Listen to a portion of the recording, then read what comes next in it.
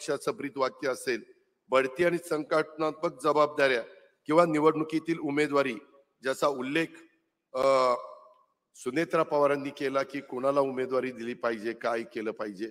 तर आता ते मला जास्त चांगलं लक्षात ठेवावं लागेल, संघटना कशी वाढवायची.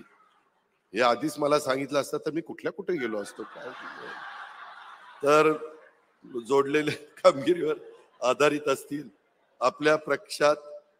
परंतु तुम्हाला मी सांगतो, त्याच्या आधी मी भाषण करायचो त्यावेळेस रात्रभर माझा पाठ म्हणजे ग्रहपाठ व्हायचा आणि मग सकाळी भाषण करायचो. आता फक्त असं झालंय की त्यांनी भाषण केलं आणि मी पण भाषण करतोय. माझा रात्री ग्रहपाठ झालाय, त्याच्यामुळे त्या पद्धतीनेच चाललंय. ते तिथं नोंद चाललेली आहे. बरोबर आहे, हे ठीक बरोबर आहे. आता कुठलं नाही झालं की माझं काय रात्री खरं नाहीच आहे. तर आपण डिजिटल प्रचाराला पण प्राधान्य दिलं पाहिजे. डिजिटल प्रचार हा अलीकडच्या काळामध्ये फार महत्वाचा घटक ठरलेला आहे.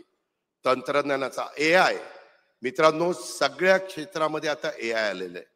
कुठलंही क्षेत्र जगातलं AI पासून बाजूला राहू शकलेलं